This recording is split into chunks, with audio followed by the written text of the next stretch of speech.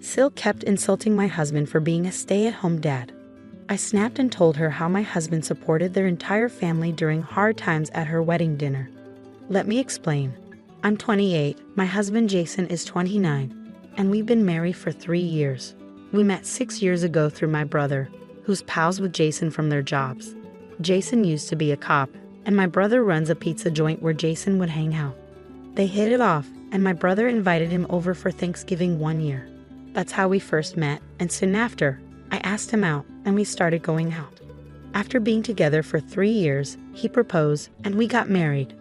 I've met his family a few times before the wedding, and most of them were really nice to me, except for my sister-in-law, Janice, who's 27. Even though my mother-in-law was friendly, Janice wasn't.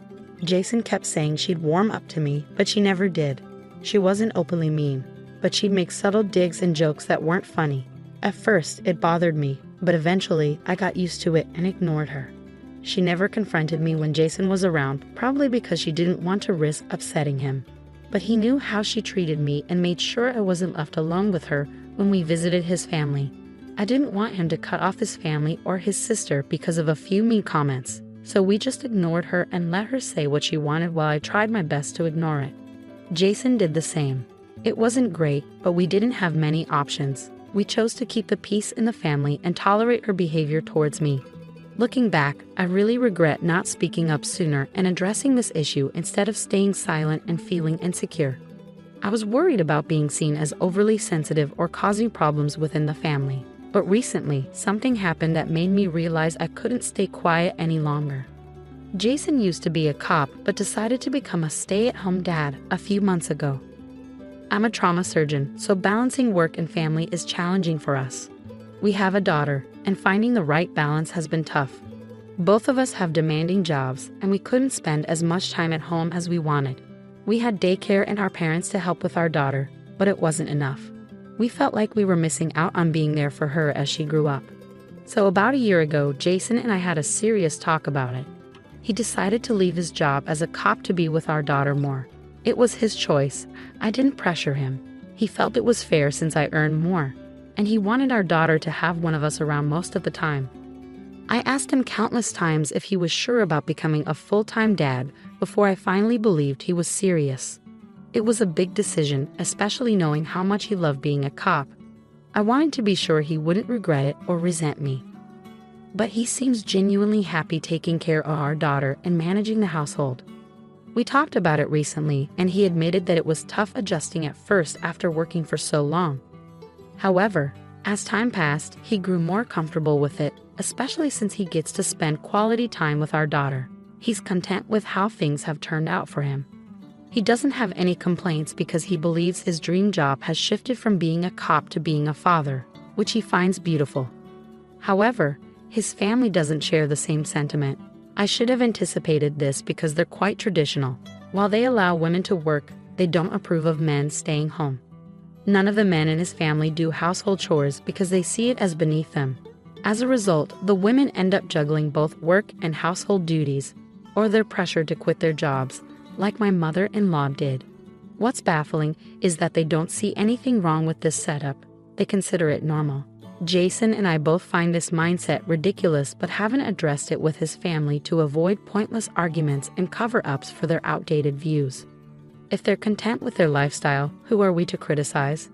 Luckily, Jason and I always divide responsibilities equally, and sometimes he even does more around the house if I'm working late. Now, with him at home full-time, we've adjusted, and as long as everyone's happy and healthy, and there's food on the table, the division of labor doesn't matter. However, his parents and sister strongly disagree with this. They believe Jason's decision to leave his job and stay home makes him less of a man. They've been arguing about it for months. I initially tried to step in, but his parents made it clear it would only worsen their relationship. Jason didn't want me involved either, so I stayed out of it. It took them some time, but they eventually accepted our new arrangement and haven't mentioned it in months. It also helped that they had other things to focus on, like Janice getting married. Her boyfriend of 2 years, Harry, proposed, and suddenly everyone was preoccupied with the wedding plans, which took the spotlight off Jason for a while. We were grateful for the distraction because it gave us some relief from the pressure. His family stopped questioning Jason's decision to leave his job. and we thought the issue had blown over. But at Janice's rehearsal dinner yesterday, the topic resurfaced, leading to my outburst. With Janice's wedding happening soon, we need to address this quickly. It's urgent, so we'd appreciate a prompt response.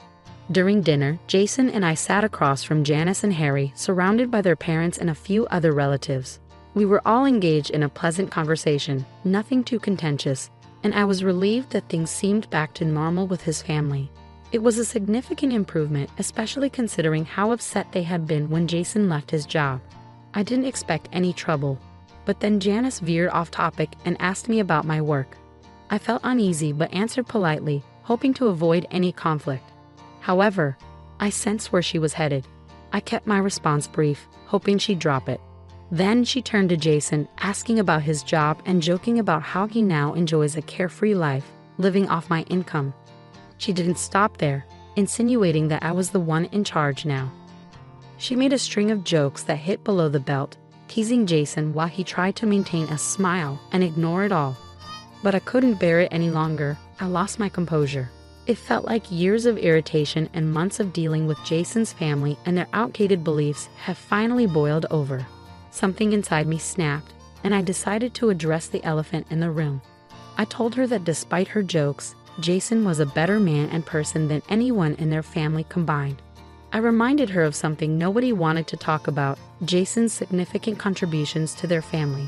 I pointed out that without Jason's financial support, Janice wouldn't have been able to attend college or meet Harry. Since he was 18, Jason had been giving money to his parents to help them, especially after his father lost his job when Jason was in high school. Janice, oblivious to her family's struggles, had been indulged by her parents, and Jason had shielded her from their financial difficulties. They never denied her anything, even when they were struggling, to spare her worries. Jason had to take on 2 jobs to support his family while his father searched for better employment. They endured this hardship for over a year, relying on Jason's income and some savings to get by. Janice remained unaware of their struggles. Her family shielded her from the truth. However, I revealed it at the rehearsal dinner, shocking everyone. It was a long-held secret, and discussing it was taboo. But after nearly a decade, I felt it needed to be addressed. Now, Janice understood the sacrifices her brother had made for her, and she had no right to mock him. While others may have kept the truth from her to preserve her innocence, I couldn't remain silent. My revelation left the dinner table in silence, prompting Jason and me to excuse ourselves. As we walked back to our hotel room, silence lingered between us, and even after we arrived, we avoided discussing the events of the dinner.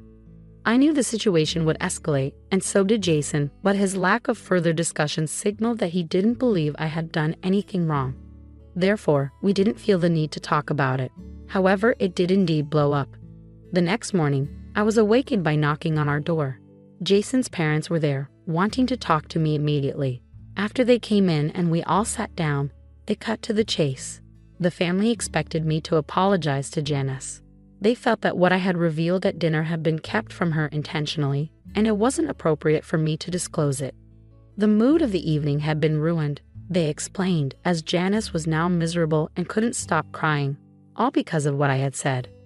They argued that Janice was simply teasing Jason in a typical sibling manner, so there was no need for me to react so defensively and reveal such a significant family secret, knowing the impact it would have.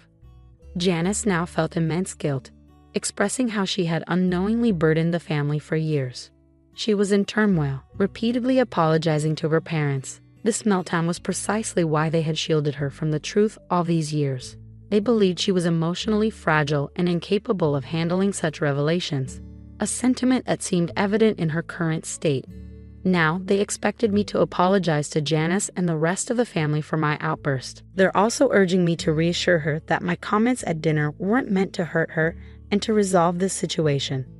I have until the end of the day to decide, but they want me to act before her wedding tomorrow. Luckily, there's a 1-day gap between the rehearsal dinner and her wedding due to some of her friends arriving today, giving me time to think. Jason believes I shouldn't apologize because I was simply defending him, and Janice has often treated me rudely, so it's justified retaliation without any regrets. I've been leaning towards this viewpoint myself, but with her wedding approaching, I'm hesitant to cause her further distress. While most of her family insists I owe her an apology, their opinion may be biased. Even Jason's stance could be influenced by his loyalty to me. Seeking a neutral perspective, I've turned to Reddit for advice. Update 1. It's now evening, and after considering the comments, I've concluded that I owe no apology. Jason and I are currently packing our things to leave because attending Janice's wedding tomorrow without apologizing would feel awkward. We'll inform his parents of our departure, as it would be impolite to leave without a word. Jason and I discussed this earlier, and he believes it's the appropriate action to take. He feels Janice's past insensitivity and rudeness warrant consequences. He confided in me that dealing with his family had become increasingly challenging since he left his job. He had hoped for their support but instead felt undermined and criticized for prioritizing time with our daughter. We were aware of his family's outdated views on gender roles and chores, but we hoped they would change. However, they chose to cling to their traditional beliefs rather than adapt. If we decide to cut ties with them now, it's because of their lack of support. We're content with our lives, and if they can't share in our happiness, we prefer not to engage with their negativity. Their behavior over the past few months has been consistently critical and pessimistic towards our choices. So it's time for us to say goodbye to these individuals. Honestly, Jason and I only stayed connected out of a sense of duty, but we can't endure their behavior any longer. I've tolerated enough disrespect disguised as jokes and concern, as has Jason. It's crucial for us to establish boundaries and make it clear that these boundaries are non-negotiable. We refuse to tolerate such treatment any longer. We teach others how to treat us, and we've set a poor example for ourselves thus far. However, that ends now. It's time for everyone to understand how we expect to be treated. If they can't respect us and our choices, then they have no place in our lives. Update 2. So Jason and I are back home now. It didn't go over well with his parents when we informed them that we wouldn't be apologizing and were leaving. They seemed shocked and upset, probably expecting us to just swallow our pride and go along with their wishes.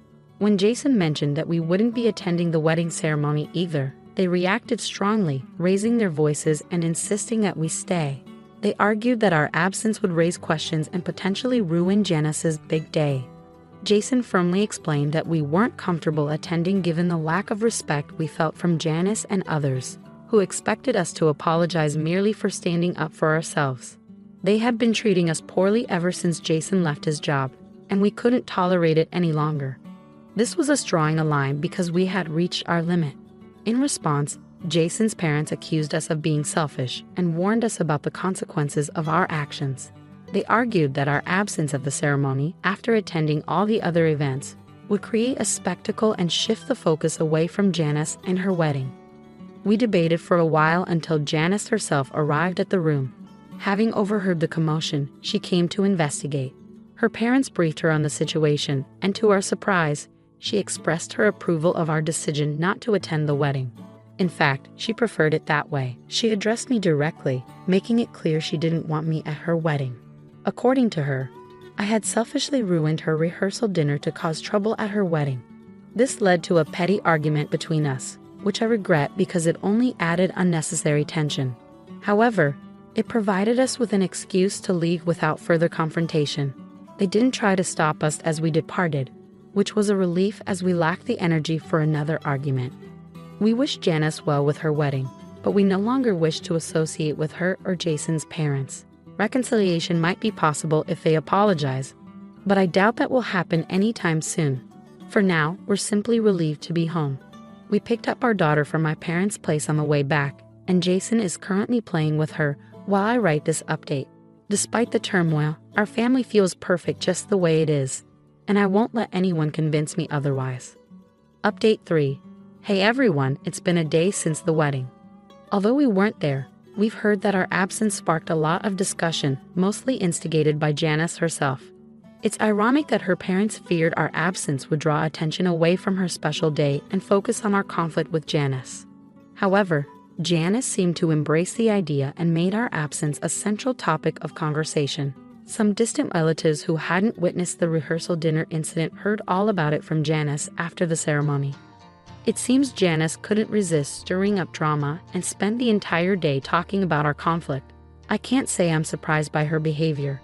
The downside is that now, Anyone outside the family is reaching out to Jason to inquire about the situation. Everyone wants to feel involved and uncover the truth. However, we've chosen not to entertain these inquiries. We have no interest in engaging with his family unless they apologize, which doesn't seem likely. Therefore, we're opting to stay out of the drama and let them handle their affairs. In our responses to texts, we've been deliberately vague to maintain the high ground and avoid unnecessary conflict. Engaging would only fuel further tension, and it's clear that Janice thrives on drama. We're aware that his family would relish any opportunity to criticize us, so we're opting to disengage. We've always avoided getting caught up in their drama, and we intend to continue doing so. I'll never forget the shock of bumping into my husband at a friend's baby shower. It seemed Jessica was unaware that Kyle and I were married, let alone that they had a child together. "I envy how happy you two seem," I said awkwardly, feeling like the odd one out in our once close trio. Jessica beamed. Kyle nodded awkwardly. But I knew the truth. I knew Kyle well enough to know he'd say things like pregnancy isn't an illness, so don't be lazy, offering no help to his pregnant wife. The fact that he would cheat on me with our best friend was unforgivable. My resolve was set. I would make Kyle lose everything.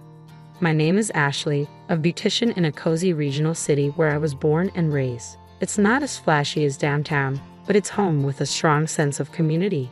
Kyle and I were high school classmates, known as the couple everyone expected to marry. When people asked about Kyle, I always knew where he was, which led to teasing about being a good future wife. Jessica, another member of our trio, was always dreaming of going abroad, immersed in music and distant aspirations. She excelled academically and eventually studied overseas. After graduation, our contact dwindled to sporadic emails. Meanwhile, I pursued my passion for beauty, attending vocational school, and joining my family's salon. Kyle attended a local university and joined his family's beauty product business, which partnered with my family's salon, fueling gossip about our relationship. Quiet and reserved, Kyle was the opposite of me, yet we somehow clicked. Our relationship evolved naturally from high school, culminating in marriage without a formal proposal. We bought a spacious house and embarked on our new life. When I joyfully announced my pregnancy, expecting Kyle's happiness, his indifference stung. "Oh, is that so? Aren't you happy?" he replied, absorbed in his phone. Disappointed, I faced a tough pregnancy, forced to take early maternity leave due to health issues. Kyle's lack of empathy surfaced as he cited maternity leave regulations and criticized my reduced workload. "Pregnancy isn't an illness," he'd say callously, expecting me to maintain household chores despite my health challenges. Raised in a household where men didn't do housework, Kyle was clueless about domestic tasks, adding to my frustration. His disregard for my needs and his insensitive remarks about my pregnancy drove a wedge between us. As I navigated these challenges, Kyle's attitude worsened, leaving me feeling isolated and resentful. His habit of belittling me and prioritizing his comfort over my well-being pushed me to a breaking point.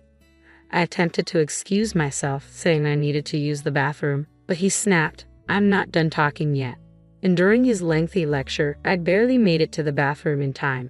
From behind me, I could hear Kyle's mocking comment, "That's so uncool." When we first married, I found Kyle's calm demeanor appealing. But since becoming pregnant, everything seemed to backfire. Instead of supporting me, he compared me to various cases he read about online. That celebrity returned to work immediately after giving birth and looked perfect. "You'll be the same, right?" "I don't know. Don't compare me so easily to such incredible people. We're both human," I replied, feeling the weight of Kyle's high expectations. He easily believed dubious information from the internet, turning our conversations into unpleasant arguments. Around the same time I got pregnant, Kyle started spending less time at home. Arguments like these were part of the reason, but he also began going out at night and on weekends, claiming it was for work. This new behavior was unlike our previous life together and far from the involved father figure society now expects. One night, when Kyle came home late, I decided to confront him. "You've been busy with work recently, haven't you?" "I'm trying to attract new clients." "It's none of your business," he retorted sharply. "But Kyle, have you been drinking? This isn't like you." "This is part of my job now. Stop nagging," he replied loudly enough that the neighbors could probably hear. I could smell alcohol on his breath, a stark contrast to how he had been before. "You never had to drink for work before. What's going on?" You wouldn't understand. Basically, you are. His words trailed off into another round of sarcastic remarks, leaving me frustrated and uncertain about our future. I work hard every day, and all you do is lay around at home. This doesn't make working worthwhile, Kyle accused, his voice filled with frustration. I'm not just lazing around. I'm quite busy preparing for the birth. I defended myself, struggling to hold back tears. That's no excuse to neglect housework. You hardly put on makeup anymore. It's like you're giving up on being a woman just because you're pregnant, he continued, his words cutting deep. Holding back tears that threatened to spill, I turned to put Kyle's bag back on the shelf. As I did, a small object fell to the floor with a clink. What's this? I asked, picking up the wireless earbuds casually and examining them. They were small, shaped like earrings in a cute pink color that seemed designed to appeal to women. Don't you dare touch my bag without permission. That's an invasion of privacy, Kyle snapped sharply. It's not unusual for me to do this, but Kyle, you don't usually use earbuds. Are these someone else's? We should probably return them, I suggested calmly. That's for me to worry about. Just focus on your housework. Why can't you even get that right? Kyle's reaction was unexpectedly intense for simply pointing out a lost item. As I opened my mouth to speak further, I felt a dull impact on my stomach. Kyle had kicked me. Don't forget that you're being supported by me. If you keep interfering, I'll have to reconsider things, he threatened before storming off to his room. Confused and hurt, I couldn't comprehend what had just happened. Tears finally escaped as I stood there, feeling alone and unsure about our future. I sat on the floor, stunned, replaying the recent events in my mind. It didn't make sense why I deserved to be kicked. Kyle's reaction was incomprehensible to me. The next day, for safety's sake, I went to the hospital to check on my stomach. I couldn't bring myself to admit that my husband had kicked me, so I lied, saying I had fallen at home. Fortunately, the baby was fine, but the area where I had been kicked was bruised and sore. Amidst this turmoil, some good news arrived. My best friend Jessica had given birth. I knew she had studied abroad and found a job there, but apparently she had returned to the U.S. I had hoped to bring Kyle along for a reunion of our close trio, but he was away on a business trip. Reluctantly, I went alone to congratulate her. In her bright hospital room, Jessica lay on the bed with a relieved expression. As I entered, she managed to sit up slightly. It's been so long. Congratulations on the birth, I greeted her. Thank you. I actually came back to the U.S. about a year ago but couldn't contact you. I'm sorry. I'm just glad the baby was born safely, Jessica replied, looking more polished and mature than during our student days. Beside her pillow lay the same earbuds I had found in Kyle's belongings. She seemed to notice my gaze. Oh, these? They're my favorite. I lost one the other day, but my boyfriend found it for me. Really? What's your husband, Mike? I asked, curious. We haven't registered our marriage yet. Actually, he is. Her words were interrupted by a knock on the door. To my surprise, Kyle entered the room. I was too shocked to say anything. Surprise, right? I'm currently dating Kyle, Jessica announced casually, unaware that Kyle and I were married, innocently smiling at me. Hey, welcome. Long time no see, Kyle greeted, his nonchalant attitude heightening my confusion. It's a reunion of our close trio. I started seeing Kyle again after returning to the U.S. We're planning to get married, but we've been busy with paperwork. I see. Actually, as you can see, I'm pregnant too, I replied calmly, feeling overwhelmed but determined to protect myself and my child. I pondered the best way to handle the situation. I must protect this child and myself, I reminded myself. My husband is away on business now. I really wanted to bring him today, but I couldn't, I added, feeling a pang of regret. That's a shame. I wanted to meet Ashley's husband, Jessica commented. It really is a pity, but having a husband like yours who accompanies you is definitely better. My boyfriend hardly helps at all. I glared at Kyle discreetly, but he deliberately looked away. You two look so happy together, Jessica remarked, oblivious to the tension. The only one left out of our close-knit trio, Jessica, Kyle. I hope you'll always be happy, no matter what, I said, trying to maintain a composed demeanor. Jessica nodded with a beaming smile, while Kyle nodded awkwardly. Oh, this is for the baby shower. I heard bids are always useful, so I bought some, Jessica said, changing the subject, offering the gift with a warm gesture. I even got matching ones for my baby. They're cute. Thank you, Jessica exclaimed happily. You must be excited for your baby too, Ashley. Yes, once I have a healthy baby, we should all go out together, I replied warmly. At the mention of all, Kyle's shoulders twitched. I pretended not to notice and smiled brightly. By the way, can we take a photo? Jessica asked suddenly. She held the baby and Kyle stood next to her. I forced a smile and agreed. After the photo, I excused myself from the hospital room. Before I knew it, my breathing became ragged and my shoulders heaved. Beyond the door, I could hear Jessica's excited voice and Kyle's low responses. Leaving the hospital, I rushed home. Opening my phone, I contacted a real estate agent immediately. Hello, I know this is sudden, but I want to sell my house, I explained urgently. Yes, you can list it right away.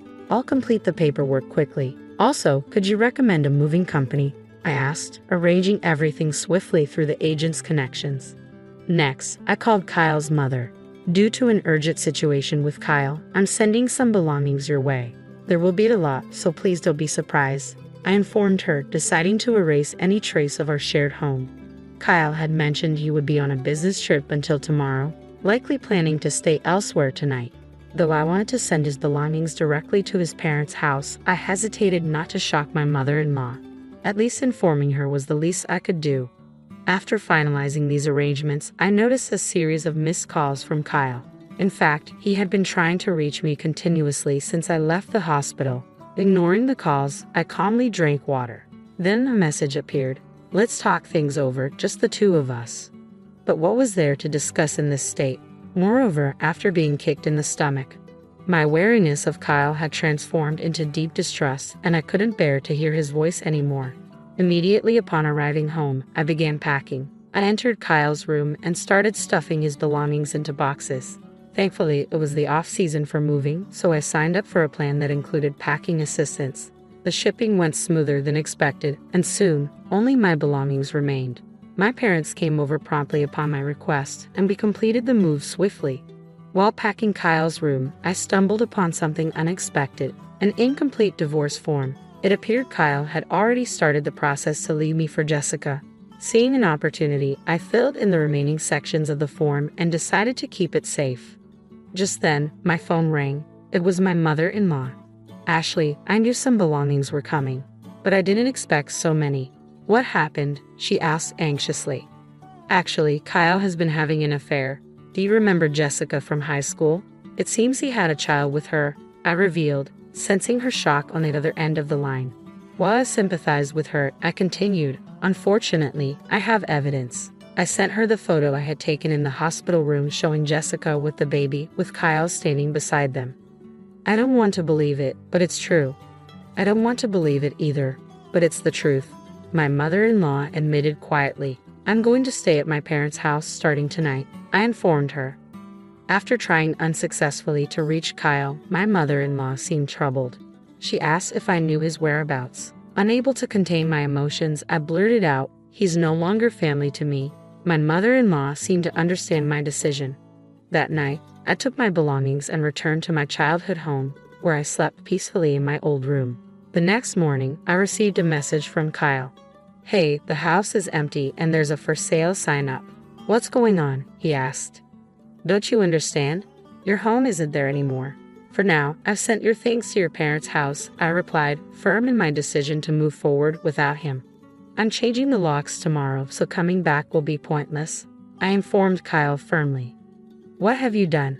Let's talk, at least. I suppose we must. I'll come to your parents' house this afternoon. I'll contact your mother myself, Kyle responded urgently. I quickly ended the call and began preparing to go out that afternoon. Soon, all the relevant parties gathered at Kyle's parents' house. Kyle's parents, my parents, Kyle, and myself. My mother-in-law looked particularly pale but bravely started the conversation. Kyle, is it true that you're having an affair with your friend Jessica? She asked directly. An affair? No, Mom, we just started dating late, that's all, Kyle replied, attempting to downplay the situation. I'm not interested in excuses, and there's a child involved too. It seems you're quite compatible, my mother-in-law retorted sharply. The next moment, she shocked us all by punching Kyle. How could you do this? Ashley is pregnant with your child? How can you face her? She cried out in anguish. It was the first time I had seen Kyle's usually calm and sophisticated mother act like this. A trickle of blood ran from Kyle's nose, but he seemed unaware. Ow, what was that for? It's natural for a child to be born to a couple in love. How can you say such a thing? My mother-in-law continued, her voice trembling with emotion. Intervening in the argument, I spoke up. First of all, why did you even start dating Jessica? Kyle hesitated before answering. I ran into her at the station while I was out on sales calls. She had just returned to the US and was busy with her new job. She had a charm that you don't have. That doesn't sound like a reason to start dating. I've actually liked Jessica since high school, but I thought she was out of my league, so I settled for you. Kyle admitted selfishly, leaving me speechless at his blunt honesty. When I met Jessica again and we talked about the past, I realized she didn't think badly of me. There was no reason not to be together, Kyle added, revealing that he had kept his marriage to me a secret from Jessica. He had considered divorcing me when Jessica got pregnant, but around the same time, meeting at Kyle's parents' house, I had become pregnant too. Kyle didn't have the courage to divorce or the resolve to remarry, so things continued as they were. How can you be so selfish? Aren't you ashamed of juggling two women? Jessica and Ashley are completely different, Kyle's mother exclaimed, her anger palpable. Meeting Jessica again made me realize how unsatisfied I was with Ashley. I plan to remarry Jessica and step up as a man, Kyle responded defensively. Don't joke. I'm ashamed to call someone like you my son, his mother retorted angrily. If that's how you feel, we will sever our parent-child relationship. You're fired from the company too. From now on, live on your own. I don't care. I wondered silently. Kyle had always worked in our small family business. Would he be able to handle a different job? You don't understand anything. The only reason you could work until now was thanks to Ashley's beauty salon, his mother accused. Ashley's salon? That small country shop didn't have much to do with my performance, Kyle argued defensively. The only reason you managed to get any results was because Ashley's salon was promoting our products, you ungrateful person. His father interjected, his disappointment evident. They had been silently listening to the conversation until now. They declared regretfully that they would stop doing business with Kyle's company. It can't be helped. I'll start a new business. I'm still young, and if I study, I can do anything. Jessica will return to work soon after giving birth, so our new life will be secure, Kyle muttered into his smartphone. So he says. Suddenly Jessica's voice loudly exclaimed over the speaker. I had been connected to Jessica via a video call from the beginning of the meeting. Are you stupid? If I had known you were married to Ashley, I would never have dated you. I can't believe I ended up betraying Ashley too. Jessica continued, her disappointment and frustration evident. Your lack of foresight in this conversation is astonishing. Frankly, you have no talent as a business person, Jessica concluded, her tone cutting and final. I contacted Ashley and decided to join the discussion. I'm glad I listened in. I never want to see you again. Wait, don't leave me. Why should I stay with someone as awful as you? Kyle pleaded desperately. I'll raise the baby on my own, but I'll be taking child support, Jessica declared firmly. Kyle seemed to realize there was no convincing her. He turned to me, his face stained with dried blood, and begged, Ashley, I was wrong. Forget everything and let's raise our child together. I refuse to continue a marriage with such a scoundrel. I can't forget the terrible things you've done, I replied coldly, recalling the shock of seeing Kyle in Jessica's hospital room. Don't be so stubborn. Aren't you supposed to be the kind one? Kyle looked at me desperately. Shaking my head slowly, I said, it's too convenient for you to come back to me just because things didn't work out with Jessica. But you'll have trouble raising the child on your own, won't you? I have a profession, and a father like you is more of a hindrance than a help. I'm not foolish enough to cling to a useless man. Having already discussed everything with my parents, who were fully supportive and had connections through their business, I presented the divorce papers I have found in Kyle's drawer. As you can see, I've prepared the divorce papers. All that's left is to submit them. Let's quickly settle the property division and child support. Wait, I have to pay Jessica, and now you too. Kyle's face fell as reality set in. Of course, I'm still your wife after all, but don't think you can neglect Jessica either. We have lawyers ready, I replied firmly. Kyle buried his face in his hands. Suddenly, I felt an unfamiliar pain in my abdomen. Ow, it hurts. At that moment, I realized I was going into labor. The meeting adjourned abruptly, and my parents rushed me to the hospital. Exhausted from the emotional turmoil of the meeting and childbirth, I collapsed into bed and slept deeply. Even when the nurses woke me, I was hardly aware. After being discharged, I returned to my parents' house with my baby. My mother, a discreet beautician, spread the word about Kyle's actions among her clients, primarily housewives. Her few words quickly spread throughout the town. Meanwhile, Kyle attempted to start an online sales company, underestimating the power of personal connections and relying on the internet. However, his abilities fell short compared to the strength of word of mouth. Unable to secure bank funding due to the rumors, his business failed to launch. Another blow came from Jessica, who had recorded the entire confrontation via video call. She edited Kyle's self-centered behavior into a short video and shared it with her high school classmates. As a result, Kyle lost all his friends and any remaining support. Left to fend for himself, Kyle was kicked out of his parents' house and ended up living in an internet cafe, depleting his savings. Struggling to find work and housing as an unemployed man with no fixed address, he eventually moved to a distant area. Kyle managed to find day labor but struggled with unfamiliar physical work. There was no mercy for him. I warned him that missing even one child support payment would lead to legal action for assaulting me while pregnant. The photos I took of my injuries and the medical records from the hospital visit would be substantial evidence. Submitting the divorce papers, I became a single mother almost simultaneously with giving birth. But I was not alone. I found a larger apartment and decided to live with Jessica. The four of us, Jessica, me, and our babies, started a new life together. The children get along like siblings, and Jessica and I, always best friends, grew even closer. With Kyle out of the picture, we supported each other with childcare, making work and personal time manageable. We're planning to make our public debut together when the kids are a bit older. For now, we're